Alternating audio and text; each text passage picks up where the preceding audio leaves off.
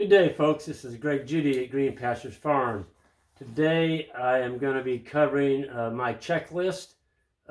If you're just getting started and you're looking to actually purchase a farm or maybe go find some land to lease, there's a checklist of things that I'll look for when selecting a farm or a farm location. And a lot of that's dependent on what you're wanting to do. You know, if you're looking at maybe just getting out on the land and producing food with some animals for your own family use, well, in a case like that, and you're still going to have your job in town, or maybe you're retired and you just want to raise some healthy food for you and your family and your existing relatives or whatever, you're not going to need as big a parcel of land. And let's talk about animals. So if you're going to be raising sheep, you're not going to need to go out here and get a couple hundred acres or anything just to raise some meat for your own family. You could get by with 5 acres or 3 to 4 acres depending on where that's located. So a location, the checklist of things that I'm looking for, and number one on that, of course, is location.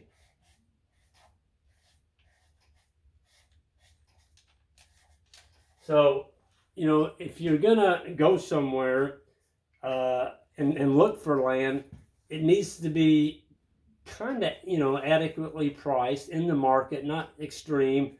And to find those areas, you're gonna have to go to areas where there's not as many people. You need to get away from larger towns, because that's gonna, the more customers that are around to buy up land or potential people to purchase land, the price is gonna go up. And the other place that land's going to be very pricey for you is areas where you're competing against people that are actually doing row crop. So the row croppers, they have a unique advantage. They can really bid up the price of the land because a lot of them, they're getting a lot of subsidies, and so they can artificially price up that land that, a grazer can't. He's not getting the government payments. So, you got to get away from row crop area, number one. And some of that cash crop, in Illinois, I know a lot of that land there's, $400 an acre for cash crop. You can't do that. You've got to go into the hills, the thinner soils, maybe some rolling hills, maybe some brush covered places. In other words, areas that people look at that and go, that's all it's good for, is grazing. You can't crop that. And so if you're not competing against that crop person that's trying to bid against you, you have an advantage there. Okay, you're not going to be priced out of the market, so to speak. Now, there are other people that you're going to be bidding against, and that would be people that are buying it for either hunting land, or maybe people just buy it for an investment or recreation. But if you're just starting out, I would look for land that has some open area on it. So, I have people all the time, they say, Greg, can you help me? And they'll send me a map and different things. And, number one question is, how many grazable acres do you have? Okay, so if I'm looking at location, I want to get a map of that parcel of land that I'm looking at and see how many acres of forage that I can potentially graze on there. Because if it's, 80% timber and only 20% pasture, and you got to give the same amount per acre for the timber as you do the pasture, and you're trying to run ruminant animals, that's not going to work so good. You're going to have more of your money invested in, you might say, non-productive land for grazing, and it's going to be hard for you to make that go. You have to excuse, I've got a dog here in the shop with me today. She's snoring, aren't you, Venus? Yeah. So anyway, it's 25 below zero out today, folks. And that's why I'm doing this video. I'm in my heated shop here this afternoon. But anyway, back to the land deal. Location. The other thing that I'm looking on location is when I do find a parcel, let's say it's 10 acres, 15, 20, whatever, it might be an 80 or 100. I'm looking for a parcel that's not developed. I don't want any fence on it. Preferably, maybe, if it's got a pond on it, that's great, but it doesn't have to have water on it. I can put that water there. So I guess what I'm saying is when you find the location, The more inputs that are there, the higher you're going to have to give per acre for that land. So I'm looking for a piece of land that I can bring my expertise into and develop it with my animals by, beating the land up with their hooves, good rotation, and making it better. And we can build some fence on that property too. And water, we can talk about that here in a little bit. But the more inputs that are there, if you got corrals, you got good fencing, you got a good hard road in there, buildings, all that stuff, which you don't need the buildings, I'll point that out right away. That's just a waste of your time and equity buying a piece of land that has a lot of buildings on it. Because those buildings, all they're going to do is cost you money. You don't need them for ruminant animals. Now, up in maybe the far north, you might, I don't know. But Midwest on, you don't really need buildings. It's 25 below today, and our animals are out grazing. They're doing fine. And they've got a windbreak down, in the cedars, but they don't have buildings.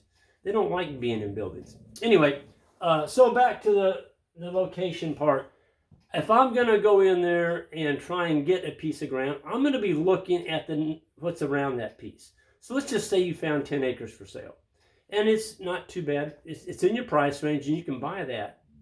Be looking around the neighborhood on that 10 acres. What borders you around that 10 acres? Is there another open field over here nobody's doing anything with? Or across the road, maybe there's somebody that's brush hogging that. Or maybe somebody's putting up hay, just giving the hay away to keep it clean. Look for other potential areas around that land site. So you're going to set up home base. That's your home base. And then you can maybe expand from that. That's if you want to, grow more animals. But for those of you all that just want to raise food, smaller acreages are better suited to sheep. And if you got really good fence, you could bring goats on it. But the problem with goats is they eat themselves out of home pretty quickly. In other words, they clean up all the brush. And when the goats clean up all the brush, that's when they start getting out. They're not happy there anymore. All that's left is grass. Sheep, they can survive. Our sheep today, 25 below zero, walked up there to check on it, or drove out there to check on them, and they're all out eating. They're eating in the snow blizzard, and they're all just fat as pigs, and they didn't even look up at us, like, get out of here, we're fine, just leave us alone. So sheep, or the right kind of sheep, are extremely low maintenance, and so there's less mistakes to make with sheep. And so as a small landowner starting out, I would be looking at sheep first. And if you just bound and determined you got to have cattle, that's fine. But for every sheep that you graze on a per acre basis, it takes about 5 to 6 ewes to equal what one cow will eat. So let's just say you had 10 acres and you can run, 3 cows on there and still have forage all year long by rotating them around there. Well, on those 3 cows, you could be running 15 sheep, okay? So you can run more numbers and still have the same recovery time before you come back. Now let me cover one other thing. So I got location. The other thing I'm going to be looking for,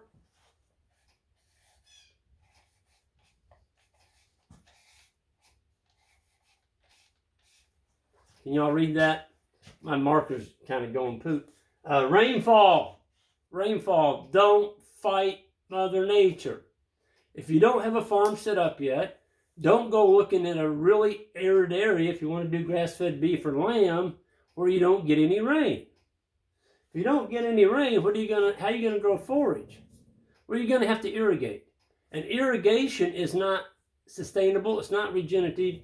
And folks, it's going to be bye-bye. I just visited Arizona this year, and I was out there doing a project. And let me tell you what, there's people out there that have houses now that are pumping mud. It's because the aquifer is going down due to all the water demands on that water out there. So don't go out and spend, a couple $100,000 on a piece of ground in an arid area, dig a well, and then run out of water. It takes a lot of water pumped up on top of the ground to grow anything because you lose a lot of it to evaporation. Go where it rains. At least 30 to 40 inch rainfall. Check it out. Google it. You can find that information. The Midwest, most of those states are in that neighborhood. Go where it rains. Don't fight it. You get rainfall and you get good management in the right location, you're going to do well. You're going to do well. You're going to have some drought years. It just happens. Drought is normal, but I'm going to teach you how to manage through that. That's another lesson coming up, is drought management strategies. But right now we're talking today about the checklist. So rainfall. Okay, we talked a little bit about finding areas where there's no people around. The other thing that I'm going to be looking for in there is there any place around that's going to, I can market this stuff? So you got to look for your potential markets. So I'm going to be looking at markets.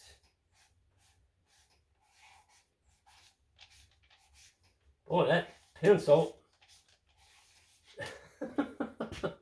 man, it's just about shot. I got one more I'm going to cover here, but markets. So if you raise this stuff, for instance, if you're just raising it for your own family, the markets is not a big issue. You're going to probably be consuming the meat that you raise for your own family.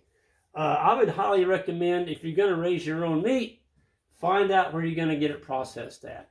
Or if there's no processors around there, it's still legal for you to process your own animals. And I'll tell you what, folks, with this COVID thing, this last year, it's really scared a lot of people. And it is, it's a scary time, from the fact that not just contracting COVID, but how are you going to feed your family? You go to the supermarket and there's no food. Right in the height of that thing this spring, there was Sam's, Walmart Sam's stores, the meat counters were bare. There wasn't anything in there. There wasn't even a piece of chicken. Nothing. Food security. Food security. You can do this, folks. You can absolutely raise your own food. But you got to get out on the land to do it. You're not going to be doing it sitting in a metropolitan house or, in a high-rise somewhere. You got to get out on the land, and that's what I'm telling you. You need to protect yourself. Don't depend on somebody else to feed you. You can feed your family. You can feed them really healthy, nutrient-dense food from nutrient-dense, healthy soil if you get out on the land. But you got to do it with ruminant animals, and you got to do it with good management. You got to use some common sense, and don't go invest money in a whole bunch of stuff that you don't need. And some of that is buildings. The first thing I get from a lot of people, from especially town, Greg, I've just bought this farm and we're getting ready to build a barn. I'm like, what? Why are you going to go waste $50,000 to $100,000 on a barn? That's not a really good a good way to put your income into something like that. That barn's not going to pay you anything. It's going to cost you, because now you got taxes. They're going to come in. The county's going to see that big old barn, and they're going to assess your taxes. They're going to go up. Your animals didn't ask you to build them that barn. But everybody sees these ads. A farmer, in his coveralls, and he's got a red barn in the background, and that's what you do. No. You put your money in livestock, fence, and water. Those three things. Livestock, fence, and water. And a bunch of learning. Go out and try and find somebody that's doing it better than you're doing it. And adopt that person as your mentor. And try and mimic what he's doing and do it even better than what he's doing it. And you're going to hit a home run. Okay? The food security. I'm telling you, folks, there's a lot of people out there. I'm getting emails every day now from people that are wanting to get back on the land. And a lot of them bought 15 acres, 20. Some of them bought a couple hundred acres, depending on the scale they want to go at it. A lot of people are retiring out of the military. And they've been in the military for 20, 25 years. And, they've saved up a nest egg, and now they're going back to the family farm, but they want it set up correctly. I think that's awesome. I really do. What else are you going to do the rest of your life? You get out of the military, and let's say you're 20 years, say you're 40, you still got a whole lot of life left in you. And I can't think of a better occupation on the face of the planet than being a grass farmer. I really can't. I mean, it's a great way of life. It's a whole lot better than sitting in a cubicle the rest of your life. You get exercise, clean air every day. You're out with your animals. You're growing healthy food. You're helping your family along. Folks, every one of y'all can do this. Every single one of you. And that's what I'm excited about. So you got location, you got rainfall, you got markets. And then the other thing that I would recommend when you're selecting a farm, what enterprise you want to go into. Let's just say you select whatever it is, sheep or cattle, pigs, goats, whatever tricks your trigger, make sure you get, I'm going to grab another marker here. Make sure you get adapted.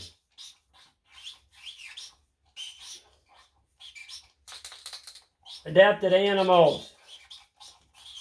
So if you go into, let's just say you go into California and you bring animals from the north, the far Pacific Northwest, clear down into California where it's really hot, and you expect those animals to survive. No, don't fight Mother Nature. Get animals that are adapted to your environment.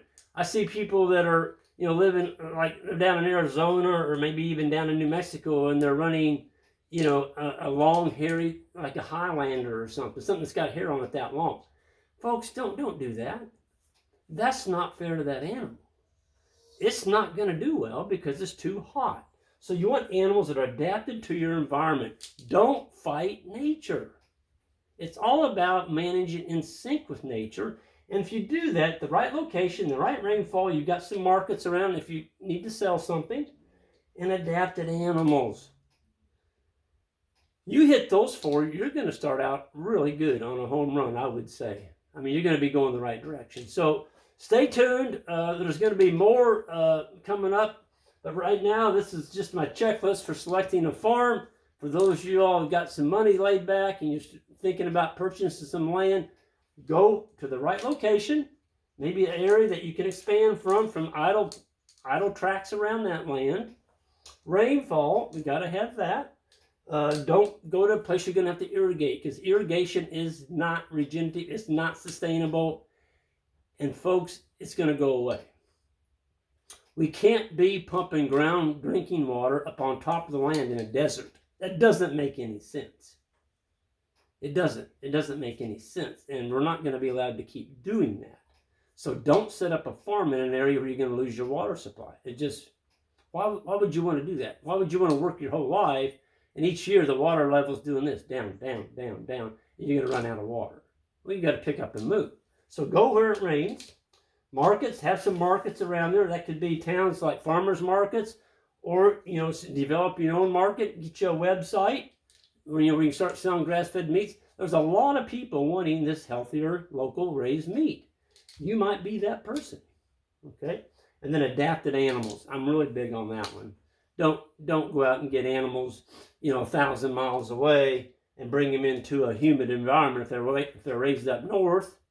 That doesn't make any sense. So the closer you can get those animals to where you live, they got a whole lot better chance of adapting to that area. So with that, I'm going to go ahead and sign out of here. You all new to the channel, hit that subscribe button on the way out. I'd appreciate it. Oh, and the like button. And we're going to see you all down the road next time. Take care.